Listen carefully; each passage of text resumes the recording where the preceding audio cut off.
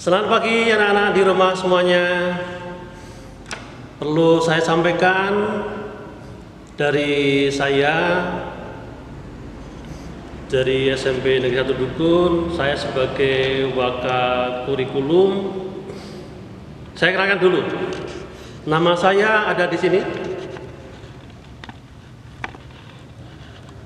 Ya, mungkin dari kalian di SD sudah bisa membaca aksara Jawa. Nah, bisa membaca anak-anak? Ya.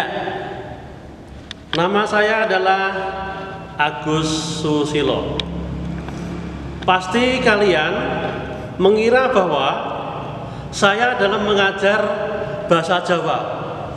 Salah besar ya. Saya di SMP Dukun diberi tugas mengajar matematika. Ya, matematika kelas 9. Berikutnya saya sebagai Waka Kurikulum akan menyampaikan kurikulum yang dipakai di SMP Negeri 1 Dukun ini. Tentu kalian di SD sudah mengenal kurikulum 2013. Di SMP di Negeri 1 Dukun pun kurikulum 2013 yang dipakai. Nah, dalam kurikulum itu di SD mungkin hanya 10 mata pelajaran. Nah, di SMP tambah 1, yaitu mata pelajaran bahasa Inggris. Nah, untuk di SMP Negeri 1 Dukun, saya kira kalian sudah pernah diberi namanya kriteria ketuntasan minimal atau KKM. Kalau di SD mungkin sekitar 70 atau berapa, tapi kalau di SMP masing-masing pelajaran berbeda. Dari bahasa Indonesia, dari bahasa Inggris, matematika, dan sebagainya itu berbeda.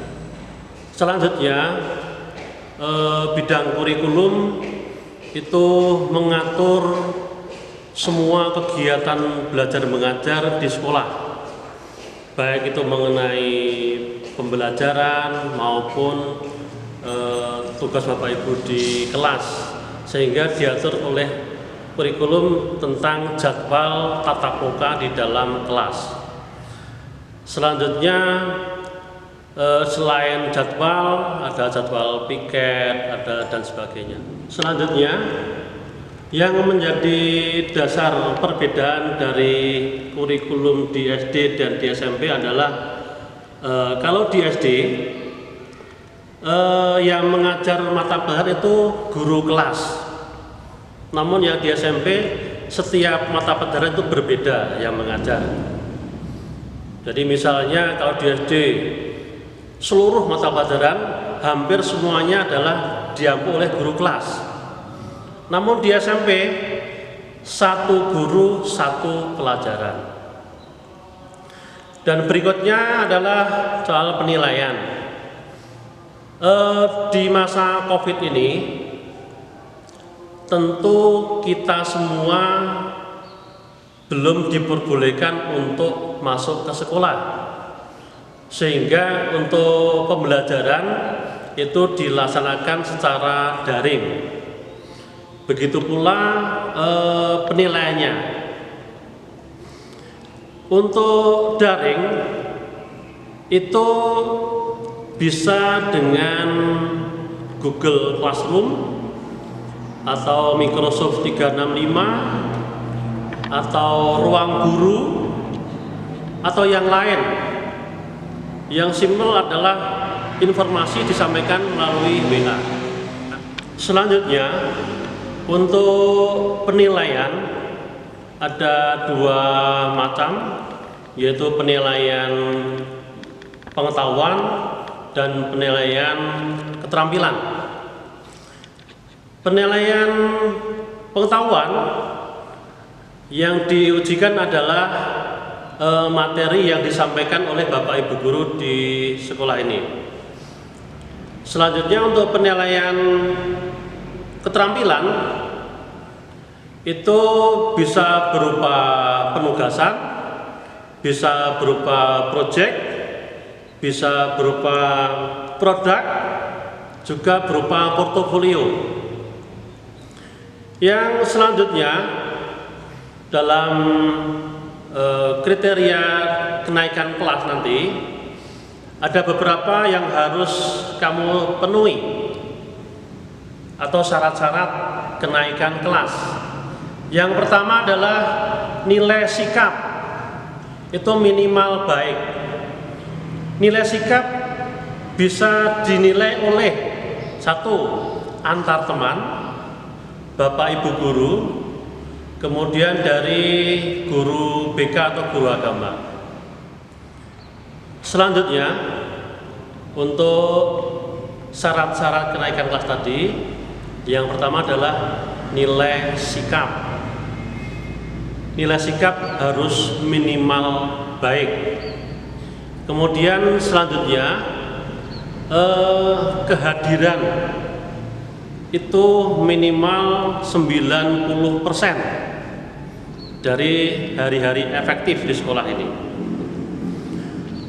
Yang berikutnya adalah nilai akademik. Nah, ini harus sesuai dengan apa yang sudah ditentukan di sekolah ini, yaitu nilai ulangan harian ditambah nilai tugas, kemudian nilai tengah semester, dan nilai akhir. Nah, semua itu diberi bobot sehingga mendapatkan nilai akhir. Nilai akhir itu minimal sesuai KKM. Seandainya nilai tersebut kurang dari KKM, syarat kenaikan kelas itu minimal ada 2 yang tidak memenuhi KKM. Itu sebagai nilai kenaikan kelas. Jadi saya ulangi, nilai kenaikan kelas itu diperoleh dari yang pertama, nilai ulangan harian ditambah tugas, kemudian ditambah nilai tengah semester, kemudian nilai akhir semester, itu masing-masing diberi bobot. Nah, kemudian dibagi hasil dari pembobotan tadi, diperoleh nilai akhir atau nilai rapot. Untuk syarat kenaikan kelas tadi, siswa dapat naik apabila minimal atau maksimal ada 2 nilai yang kurang dari KKM. Ya, tadi syarat-syarat kenaikan kelas. Mudah-mudahan yang saya sampaikan tadi bisa berguna bagi anak-anak semua di rumah, dan mudah-mudahan berguna sebagai acuan nanti untuk selanjutnya belajar di SMP Negeri Al-Gun itu. Demikian yang kami sampaikan dari kurikulum, mudah-mudahan bermanfaat. Saya akhiri. Assalamualaikum warahmatullahi wabarakatuh.